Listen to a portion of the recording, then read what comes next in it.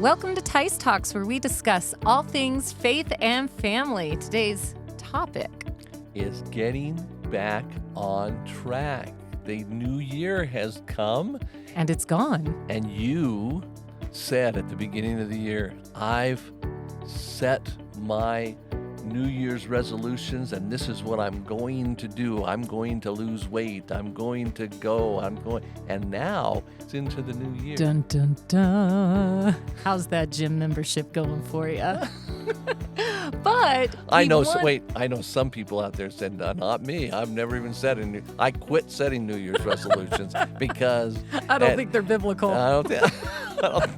I'm not doing it. I'm not doing it. Well, before we get into how to get back on track, let's talk about all of the awesome, whatever will be, will be. That's right.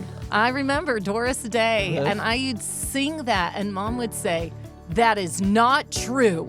Whatever will be will not be. I remember being like, oh, that is a I didn't even know what I was that singing. is doctrinally incorrect. It was. And she taught me. And she's right. She is. But I'd still like to sing. I was like 9 singing it. She taught me so much. She's still teaching me to this day. So we had some amazing goals that we got to hit here at Liberty Baptist Church this past year of 2023. It's amazing to see the goals that God has accomplished through his church. And we just wanted to share some of the incredible things that God did here at Liberty. Yeah, at the beginning of the year, we said we wanted to get the gospel to as many homes as we possibly could. That's always a goal. Our theme is developing disciples for Jesus Christ. And so we focus on getting people out 12 times this past year. We had outreach Saturdays where we sent people out just going blitzing in the neighborhoods. Oh, yeah, and those are always so much fun. Some of you guys are like, what is blitzing? Blitzing is just when your family goes out and you put flyers on the doors of the people's houses. You don't even talk to them. It's just flyers about the church that have the gospel on it and directions to the church where they can learn more about Jesus. Somebody said to me one time, who's not a pastor, said, don't you think that's a little passé?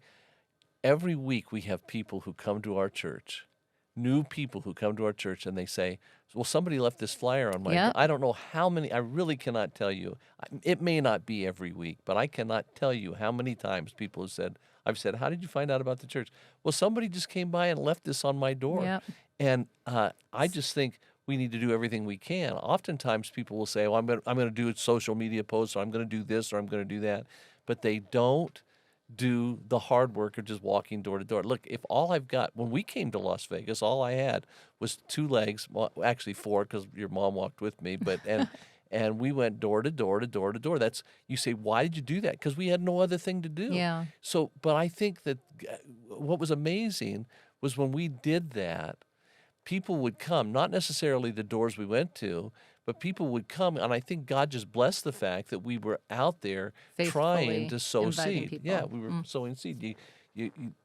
Sumner Wemp used to say, you can't grow crops if you don't plant seed. You've got to plant the seed. So we love doing that just in our neighborhood even. Yeah. About once every month or 2 months, we'll just go around and we meet neighbors that way. We don't even knock on anyone's door, but we'll see people that'll be out and just be like, oh, we're your neighbor, and we're inviting people to the church. And we have seen so many of our personal neighbors come to church. And it's been it's been amazing. We have some that are faithful attenders. We don't even see them in our neighborhood, but we see them at church. Just yesterday, my wife and I were out walking around the neighborhood, and we just walked down the neighborhood because we just want to walk for health's sake, and we saw a house that had been vacant and somebody was moving in, so we walked up to him and said, hey, how you doing? You're new in the neighborhood. He said, oh, yeah. I said, and he asked me some questions about the HOA, and I said, hey, let me give you something. And I invited him to church. His name was Jordan. So I told him about a special event that was taking place at the church, and he said, oh, I'd love to come. And so he's coming. He'll probably be at church tomorrow. And that's just out talking to people, sowing seeds, so important. So getting people in Las Vegas to hear the gospel, our number one goal, our number one goal. and building disciples. So- So after that, what else did we have going on? Well, we had the Maximize Life Conference. Oh, that was fabulous. We had Philip Alsop here from Dr. Philip Alsop. Dr. Philip Alsop, that's right. And it was great. We talk about family. We talk about life. We talk about things that are so important. That was great. I was able, because the church sponsors me, I was able to go to 21 different churches. All across the all country. across the country, from Pennsylvania to Florida to Denver. everywhere. Yeah, He Southern was all over the California. place. Yeah. And God provided for us to do that. We were able to minister to 21 different churches. And it's incredible what they do when they go. They teach on the family, and they teach it's kingdom family principles Yes. on how to apply biblical principles to your family, and how a wife can learn to love her husband, how a husband can learn to love his wife practically, and how can children really be a blessing in the home, how to train the children. We give 14 practical truths for raising children. I've had so many older people come to me during those conferences and say, "Where were you?" I had one guy say to me, "Where were you? Where were you 60 years ago?" I said, "I was 9 years old." I was being a terror. Yeah, that's You right. would have wanted me. Yeah, it was a great blessing, and I met what is good for me personally when I'm traveling and doing that is this: I get to meet so many preachers that are really on fire for the Lord, and it makes me realize that no matter what the media is saying, no matter what's going on in the minds of or what we're being told About how horrible things everything is. there's so many great works of God being done by great preachers in big churches and small churches. Great works of God. Wow. And if you're, let me just say this, if you're pastoring a church and you're wondering, wow, what's happening, just keep being faithful, because I'm telling you, God is working in our country, and God is doing some wonderful things, and just keep on going. What a blessing it is to be in a church. One of the last churches I was in had 40 people on a regular basis. The fact of the matter is, he's faithfully doing that in a town of 7,000 people. Oh, wow. And they are the light on the hill That's in their, it. in their city. They are the light. Keep shining the light. Keep being the salt. So If anyway, you're interested in visiting when Pastor Teis is in your area, you can go to davidteis.com and you can see where he will be for this upcoming year. You can go and see where he's traveling to next. Or if you're interested in booking him for your church, you can go to davidteis.com and you can request to book him as well. So he was doing that 20 some weeks out of the year last year, but we also, it's amazing the growth we've seen at Liberty. Yes, we've seen this year. We've averaged well over 1,000 people in services. We probably have 1,200 or 1,300 members now, and we had 125 new families join the church this year. That's just absolutely amazing. Families, not just people, 125 new individual family units that join the church. Praise God. That's the most we've ever had in one year, right? Yes. And God is working. That's the thing. Like when we share these numbers with you, it's not to say, look what Liberty is doing. God wants to work in your church. He wants to use you, and he can use you. You just have to be the willing vessel to do it. That's right. We saw over 100 people follow the Lord in believers' baptism. We saw, amazing. This is a prayer since 2009. Actually, before that, in 2009 we came to a point where we had a $2.1 million debt on our properties. That was after. That number is just so hard for me to even think. Like, I have a hard time thinking about the national debt. That's like a number I can't even comprehend. But 2.1 million is still a big number in my mind. Yeah. Well, we had built and we'd helped churches and we'd done so many. But at that point, we decided that, look, we have to eliminate this debt. That was in what, 2009. Okay, I remember because Trey was just little, and you had talked about one of the big thing was we don't want to leave a debt for the next generation. Yeah. And I thought, oh, what They can you create did, their own debt. right? Which I'm sure we will. Yeah. But it was amazing. It put my heart into it having a 1-year-old at that time. Yeah. I thought, I want to, I don't have a lot of money, but I want to help pay off this debt so then Trey doesn't inherit the debt and that he has a place that is paid off that they can come to church at and they can be part of it. And you did so many things for the last 14 years to pay this debt off. Yeah. Well, we started a ministry called the Grand 1000 Club and asked people to join the Grand 1000 Club by giving $1,000 a year, and then that would be $84 a month. If they gave $84 a month, they could give it $1,000 over a year's period, and so many people joined that. I think there were somewhere between 400 and 500 people, families, over the last several years have joined the Grand 1000 Club, and we were not only able to pay off the debt, we were actually able to. We wanted to pay off the debt, but there were building projects that we were involved in. So we probably done about $500,000 worth of building projects. More than that, Yes. yeah, to get and more than the 2.5 or yeah, 1 million. 2.1 million. See, So these numbers I don't so get. God has used that and the people that have been involved in giving. And December 31st, we actually had a mortgage burning ceremony in the church and celebrated the Grand 1000 Club and the paying off of the debt. Praise that God. for the first time in 32 years, Liberty Baptist Church is debt free. Wow, isn't that so awesome? God is so good. Yes. But yeah, that's something that we've been looking forward to. If you walk into our main auditorium, those of you who are members and have seen this, I get asked every so often, what are those big trees on either side of the auditorium for? And if you walk in, there's these massive wooden trees. Now, they're not three-dimensional trees, but they're just up against the wall. Plaques on the wall. They're yeah. plaque, a huge plaque. And then there's little gold leaves all over the trees.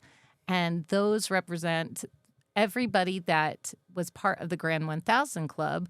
They could dedicate a leaf to somebody that they wanted to dedicate a leaf to. So you'll see names all over those trees because it's dedicated to either a grandma or a future. A lot of children are on the trees because the parents want to dedicate that to Every one of our grandchildren are on there. yes, So, a couple times. So, but that's what that's for. So we did a lot to get that done, and it's really neat to see the Lord work. so it's been great. This year has been absolutely amazing with the Maximize Life Conference. The Our summer missions- interns. Summer interns were great. We had the missions conference, and during the missions conference, I think there was like $350,000 to $400,000 that was Wow, that's committed to amazing. missions.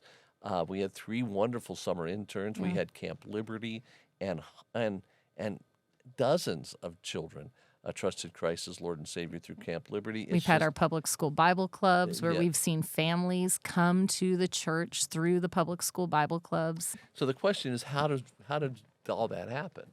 And the answer to that is we set some goals, and we determined we were going to reach those goals, and we put together some very measurable means of reaching those goals, and which brings us to our subject today, and that is getting back on track. Right, because some of us now it's mid-January, or maybe you're listening to this a little bit later, and you think, "Oh man, I had such high hopes. I bought the workout program. I chose to I decided I'm going to meal plan this week, or I'm going to read my Bible every day. I'm going to read through the Bible in a year." And now you've realized, oh, I am not on a reading streak. Oh, I've skipped so many days of working out or whatever it is that your goal was. But how do I get back on track? So you might be like me, like you're on a diet and then you walk into a party and then you see all this stuff sitting there. This happened to me last night.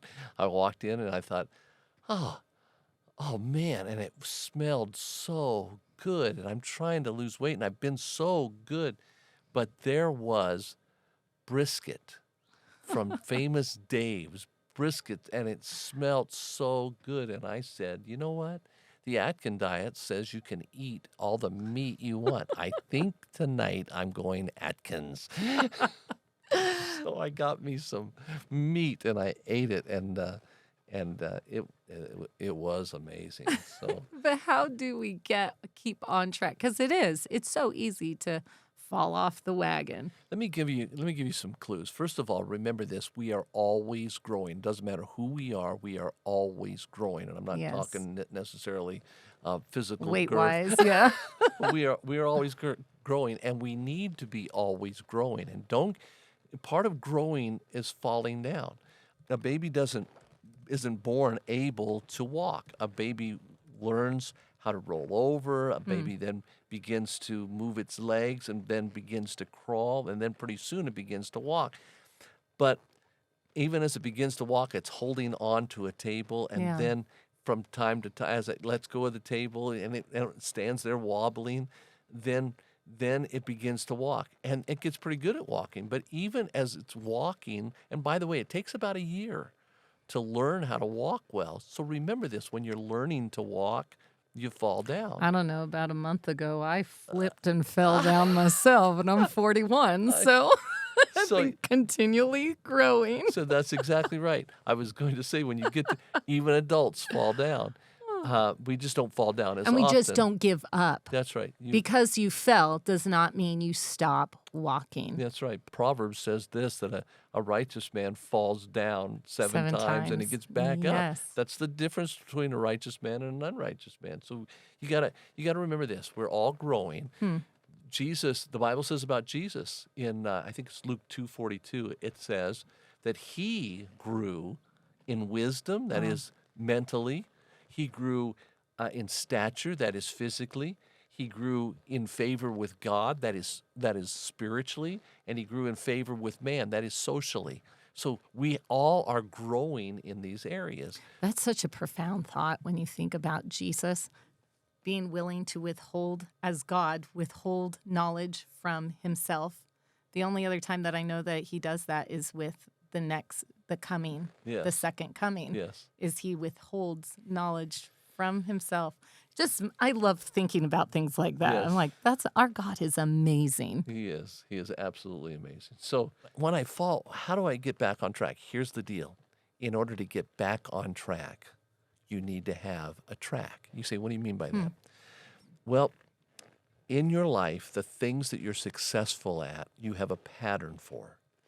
In your life, you're successful at dinner, let's say, okay? And I like to use this as an illustration. We say, okay, every night at 5 o'clock, we're going to have dinner.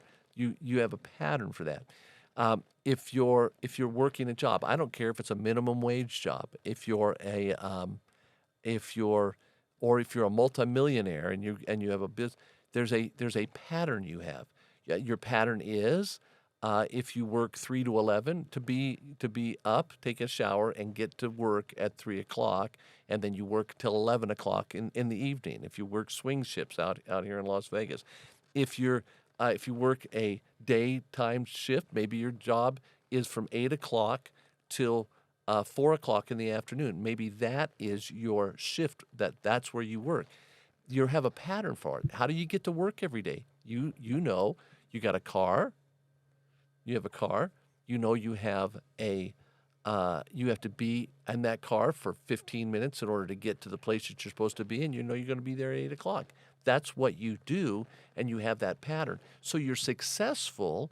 I'm not talking about how rich or poor you are. You're successful at getting to your job every day because you've established a track. A track. Years ago, I took you kids to Nebraska, and we went to a place called Scotts Bluff where the wagon trains went through. Yeah. And it showed where the ruts were still there after 100 years. The ruts were still where the wagon trains went through, and I thought that's absolutely amazing. Why? Because the earliest people established the trails, and the ruts have continued, and in that mud, that hard mud. What we do is we establish patterns in our life. Now, if you're late for work one day at 8 o'clock, you don't say, I give up. I was late for work. Never going to work again. Yeah. Always going to be late. Yes. You don't do I'm that. a loser. You have a track. You have Yeah. a track that you go, this is what I'm going to do. And you follow that track. So if you don't have a track, you have nothing to go back to. So we have to do that with the spiritual walk in our life. Okay, so I decide on January 1st, I'm going to stop eating certain foods. And I'm going to eat, all I'm going to eat is hot dogs and bananas and sour cream. That's what I'm going to eat. All right. So this is the track that you're establishing. Hot dogs, bananas, and sour cream. That is like way more unattainable to me than green beans and chicken. Okay. Just for sake of illustration. Okay. I think I want to puke. So hot dogs, bananas, and sour cream. That's what you're going to eat. So you start doing that. Well, the third day you're into it, somebody says, "Can I take you out for a steak dinner?" And you say, "No, I'm on my hot dogs, bananas, and sour cream, and that's all I'm going to do." And then you do okay, but about the fifth day, you're walking through a store buying something, and man, there's a hot fudge sundae that somebody's, and you think, oh, and you blow it. Do you say, oh man, I blew it? Well, let's see, I'm going to go get some whatever. No, you don't. You say, okay, I blew it, but that's okay. I still have Get a back track on to track. go back to. I have a track to go back to. Hot dogs, sour cream, That's and right. bananas. Tomorrow I go back to my, and you don't condemn yourself because you fell. You just Yeah. get back up. People need to do that with prayer. You do that. You say, okay, I'm going to pray every day at a certain time, and I You really have believe. your prayer list. Yes. You have your time. You have Yeah. what you're going to do. So you mess up and you don't do it for a couple of days. That's okay. You can go back to it. I use the U version for the Bible. Yeah. And you know what has kept me consistent? The is that streak If that it yeah, says. if you go for 20 days and then you don't listen one day, it says, "Oh, you had a 20-day streak, and you loser." I mean, it Yeah, doesn't say like- it that way. You're a loser so. I just heard a lady that said, "Could you please just remove that?" She was doing it, and she's a famous actress, and she said, "I love doing the YouVersion Bible app, but can you just remove the streak for us to not see it?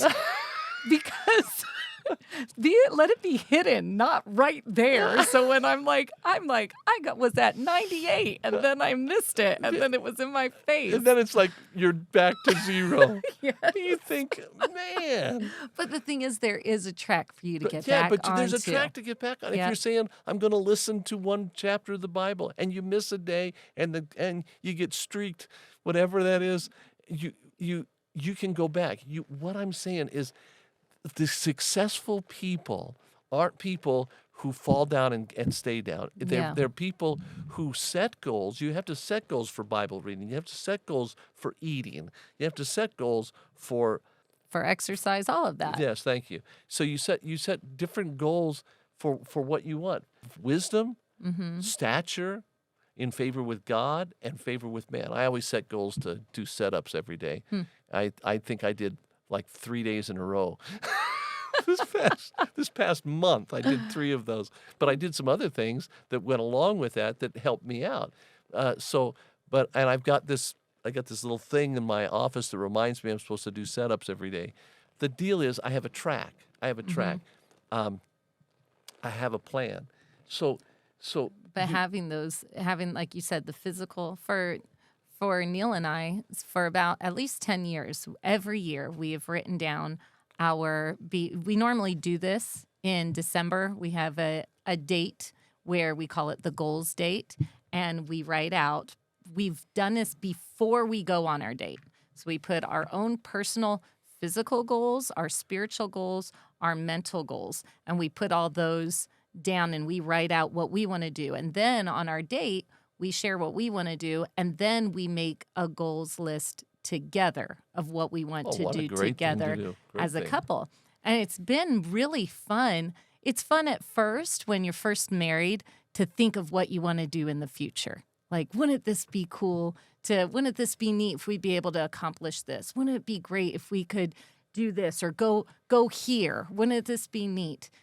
And that's really neat to dream with your spouse, but it is even so much better to be 10 years in your marriage and look back 5 years and be like, wow, this actually got done. Yeah. And on that goals list, we put not just our goals of physical, mental, and spiritual. We also write out, we call them our big, hairy, audacious goals. Like, these will never happen, but wouldn't this be so cool? And we put those down on there as well. And then under that, we put our schedules of how is this going to actually get accomplished. Oh, that's very good. And that's the track, though. Yes. That's the how are we gonna get. So when I want to make sure I'm working out 5 days a week, what workout am I gonna do? When will I do it? What exercise clothes will I have? Where will the remote be in the morning to press the button? Yeah. Because all those things will stop me from working out. That's exactly right. If they're not done. And same with Bible reading. What will I do? When will I spend time reading my Bible every day? What will I be studying?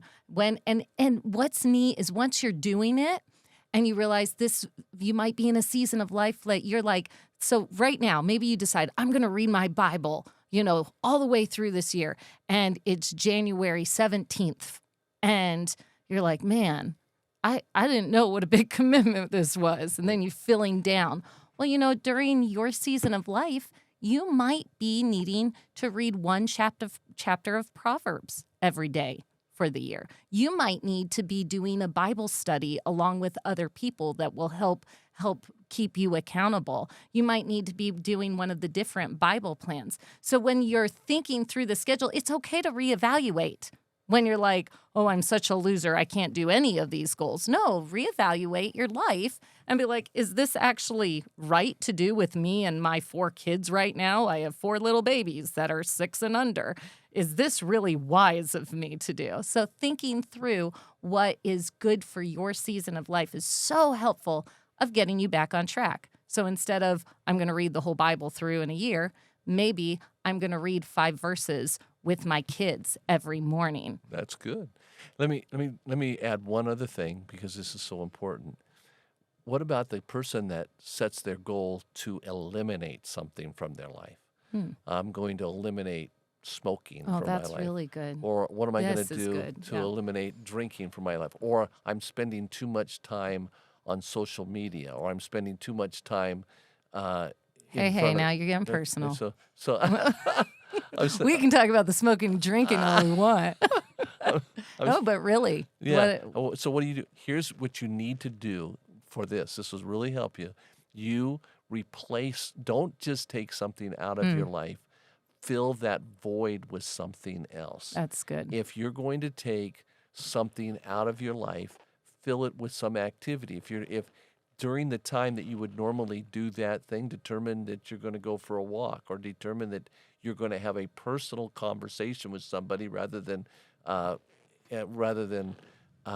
texting somebody. If you want to improve in that area, if you're not going to eat something, then do something else to replace it. I find that's a whole lot easier not to eat if I am busy doing something. So replace the negative with something With the positive. positive. Oh, that's so good. So stay on track. Set up a track. If you fall off the track, get back on the track. You'll know this is what you're supposed to be doing. And even if you don't do it for 2 or 3 days and you feel guilty about it, you'll say, I know what, I can get back on the track. Yeah. And then when you're eliminating something from your life that is not positive, replace it with something positive. That's so good. And when you do that and you live that way, it becomes a lifestyle, not just, oh, this is what I do in January and I fail, or I do it for the first 3 months and then I fail. It becomes your lifestyle. Yes. Of what you do with your life every day. So like for me, for the holidays, I actually kind of get more bunkered down because I'm like, I'm going to accomplish these goals. This is the hardest time to accomplish it. And so I'm going to punch these goals in the face. But not everybody's like that. Eat the frog first, or Yeah, whatever. that's it. Eat that frog. Yeah. So we just want to encourage you You can do it. You can spend time with God every day. You can grow as a Christian. You can lead that family member to the Lord. You can be consistent in going to church Yes. as often as you can. You can replace those negative things that you've had in your life that you want to eliminate, and you can replace them with the power of the Holy Spirit. And it can be done. So we just want to encourage you. You can get back on track, That's great. And this is Teis Talks. where it's more than a conversation.